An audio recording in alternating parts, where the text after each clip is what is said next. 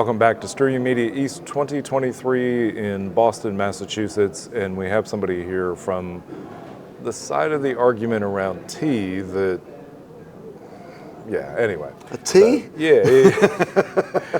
As you can tell, he's British. Now, we're both sporting the same You drink pen. herbal tea. I don't even know what herbal is. We're both sporting the same button, and if you can see it here, it's G. It has a giant G and a giant S, and that stands for greening of streaming. And of course, greening of streaming was an article you and I wrote together in 2020. You've now moved it into a movement and an organization, and won a leadership award. The organization as a whole won a leadership award at NAB back in April. So. You've been making the rounds to a number of different conferences talking about sustainability. Why is that important to you, and why are you spending the time to do that? I think the important sort of place to start is, while I don't really like giving out too many statistics, we do need one just to get a sense of what's going on. With global final electricity demand for data centers sitting at about 1% of supply, and telecom sitting at about 1.5%, and ICT as a whole sitting at about 6 to 8%. With streaming driving much of the demand for that network capability and for the devices in the home, streaming is probably driving a demand for around somewhere between 2 and 3% of the global final electricity supply. Which is essentially the same as aerospace. Yeah, the comparisons to aerospace have been sort of a bit apples and lemons in short terms, but it is sort of orders of magnitude. You know, just to give a sense of scale. One of the stats I saw was making a comparison between the entire coal-powered energy output from Germany is the equivalent to the energy being consumed by streaming in Europe. So that's many power stations of energy, and so greening and streaming sort of has tried to acknowledge that. The industry as a whole is retrofitting energy considerations to its operations. It's something we didn't think about. We thought the telcos and the data centers would just sort that out, and now we've become the tail that wags the dog. As a group, we're trying to take some responsibility for that and make sure that we're doing the best we can. So we've got the ideas, of course, of as new equipment comes online, designing those better so that they use less power, they're more efficient. But we also have the model, as you say, from the retrofit of, we got a bunch of gear out there. Are there ways we can lower the power consumption by doing things better from a best practices standpoint? Exactly. I mean, the one that always comes to mind is there's a sister organization to ours which is really entirely comprised of data center architects. And in talking to those folks who share our passion to try to do the best they can, in talking to those folks, we sort of discovered models where a streaming engineer might spin up an encoder to do a live transcode in the cloud, and then for high availability or for redundancy, they'll spin up a second one so that they've got a sort of dual path redundancy. So although one would probably do the job with maybe a risk of a few seconds outage a month or something, we have two just in case because we want to offer a high availability. On talking to the data center architects, they're completely blind to the application, but they want to offer an SLA for their cloud. So the cloud operator sees the first live transcoder gets sort of instantiated and goes, oh, somebody wants some compute resource. I want to offer them a high availability, so I'll spin up a hot standby. And then the second, the service provider's second live transcoding encoder comes online, and the data center goes, oh, he's got another computer request. I have no idea what it's doing, but I want to make sure so you end up actually with 4 computers hot when you only need one, just in case you have a couple of seconds downtime a month. And we need to N+4 as opposed to N+4, and without anyone even knowing, because they're not talking. So what we're trying to do as Greening Stream is facilitate and drive that conversation across all the groups in the industry, across the standards bodies, across the industry actors, to just make sure we all take a moment to stop and think about whether we're actually architecting these things well and sensibly. And one of the things we're doing from a practical standpoint is asking the industry, now that Greening of Streaming as an organization has been around for about 2 years, we're now going to say, can we do more with less? And less, of course, being the acronym. LESS stands for. So it's the Low Energy Sustainable Streaming Accord is the model, and the aim is to really have an overarching narrative so that while we all work with, encoding or caching or transmission or whatever it is. In our little silos, we're quite good at reducing the energy, but we're not necessarily aware of whether we're passing increased energy problems or adverse unintended consequences up and down the supply chain. Right. And that's why we need to have that sort of group conversation. The lesser chord is really all about a challenging idea that maybe we as an industry could decide on an energy efficiency first codec implementation or setup or layout of workflow, where all the channel hopping, all the fast switching, all the default streams are, let's strawman here 2K H.264 because H.264 is supported in hardware decoding, or 2K is efficient for caching and so on. We generally get the service we want, and then potentially, if you really want to watch the sports in UHD, you can press a button and upscale. Or you can choose but to opt. the onus Right. then becomes interactive on you to opt into the energy Okay. inefficiency, because you're getting value from it. I Right. boil a kettle when I want a coffee, so Right. I think there's a comparison there. But we don't want to, by default, have Peppa Pig in 8K when the kids are just dribbling on the carpet, or watch. I don't need to watch a cooking show at 20 megabits when I'm Right. actually really just listening to the recipe Right. being cooked. So we have to think a little bit about whether we just pursue pointless quality, which you need a VMAF analysis tool to understand if you're getting your 8K or 4K or 2K. Right. Do the consumers really need that? And certainly, do they need that by default? So the lesser chord is really an attempt to find out what those energy efficiencies might be, ask the industry, and then to actually see if they're practicable.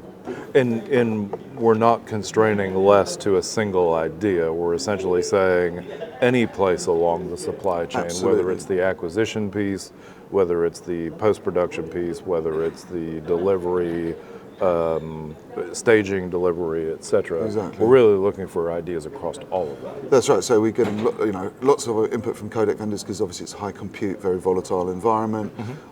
It's the network services. I'm really glad we started with network services because it's a minefield. It's extraordinarily complicated. Right. And if I err one word of caution, if you hear people saying that gigabytes equates to kilograms of carbon, walk away from that data set and think hard about it, because we're being kind of pushed into that and pushed into an idea that reducing bandwidth saves energy, and there is very little, if any, evidence to correlate with that in practice. Yeah. In fact, confusingly, actually driving traffic and the economic ability of a network to upgrade to more power efficient kit counterintuitively might bring more energy efficiency quicker. Right. So that's the most complicated challenge we've had. And then obviously we've got other niche ideas now. Will from Akamai was throwing a really good idea at us the other day, which was perhaps we can decorate the HLS and Dash manifest with energy-based information, so we can make decisions in what we play based on energy efficiency as much as based on price and performance. And Will Law and I both have a passion for Africa, and of course with Help Me Stream, what we're doing in emerging markets. We want those ideas because we're going to be walking into delivering solutions in a place where there's no legacy. So we could possibly do it in a much more efficient way than you would if you have to deal with all the legacy gear. Now you've got a session this afternoon on sustainability. What are the high points sort of what you all are touching on? I think we're going to talk broadly about activities that we're doing. We're really promoting the lesser chord. We want you, if you're tuned into this, to throw input into us before our June event in Brussels. So I'm very much promoting that. That's really why I'm sort of going to real world conferences at the moment, is to make sure we feel we've engaged the industry. So I will doubtless put my foot forward and talk about that a bit.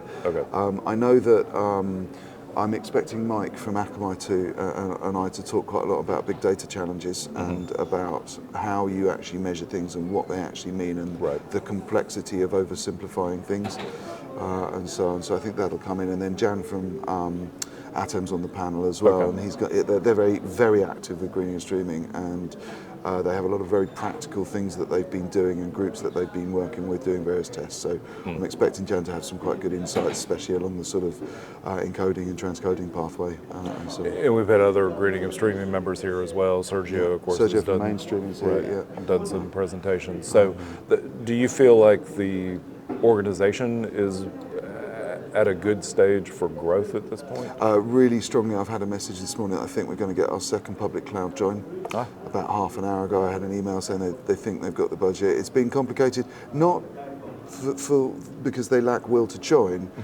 It's been really complicated for these operations to retrofit energy and get their ducks in a row, and they're extremely exposed to saying the wrong thing.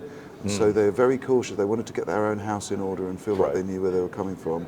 We had the same when Microsoft joined. It takes a long time for these organisations to come forward and join an organisation whose cardinal rule is no greenwashing. Right. You know, they have to be sure they're not going to get thrown out on day one because that would be for their scale of operation. It's a market affecting thing. You know, they have to be comfortable to be parties. So, but we are getting to a significant tipping point. We're sort of about 25, 30 members, and an increasing number of affiliations with trade associations and peers as well. So it's very exciting. Really. And I think we both owe a debt of gratitude to Eric Schumacher Rasmussen, who pushed the idea forward enough to get a public discussion going. Exactly. And so I think it's been really nice to see his interest, your interest, my interest. It now coalesces into this thing that we can help drive forward with those ideas. Yeah, and there's many others in Green Stream that I'd like to shout out to. You know, I think Barbara Lang in particular has been a key enabler with her industry contacts and support and sheer energy. She's a fantastic asset, and that's not to dismiss any of the volunteer secretariat or any of the members. So, there's about 125 people now active, 130 people active in the group. That's nice. Across 25 members. So it's really nice, and a very diverse group, and I want to throw that in there because, well, you know, I've done what we can for the last decade to try to help our sisters in the industry. It's really nice working in the sustainability side that there seems to be more access to that subject. Yeah, so very much about so. A quarter of the and then I think we also should mention the fact that we have partnerships with a number of organizations from EBU to SVTA to the CDN Alliance to a number of those others. IABM. DTG have joined. We're really trying to just make the industry think about this as an issue and take it seriously and not greenwash themselves and tick boxes rather than do stuff. What I like most is we appeal to the engineers. There is a direct action element in as much as we, as the engineers, give our bosses a menu of options, and we can actually sit there and decide that there is no inefficiency option. And to a certain extent, what we're doing is democratizing that for them as well, because they can, their bosses, especially with the ESG in play now, their bosses are looking for ideas on ways to make it more sustainable. Exactly. And if the engineers have engaged with us at this level, to be able to bubble those things up and say, oh, by the way, here are 2 or 3 things that are happening in the industry, we ought to consider doing one of these. Exactly. I mean, it'll be a while before we publish best practice because while many organisations are moving quickly, Paris Accord pressures and those sort of things are very important, there is a little bit of a mantra of don't let perfect be the enemy of good amongst that community. The problem with our engineering is you have to be perfect. We have to be precise, and if we engineer the wrong thing and go down a cul-de-sac, we're going to waste a lot of resource. We need to know exactly what is making the real effect and do that right, because we're doing it at such enormous scale in our industry. So very true. We have to get it right. All right, thank you, Dom. As always, great, and we will be right back with our next guest.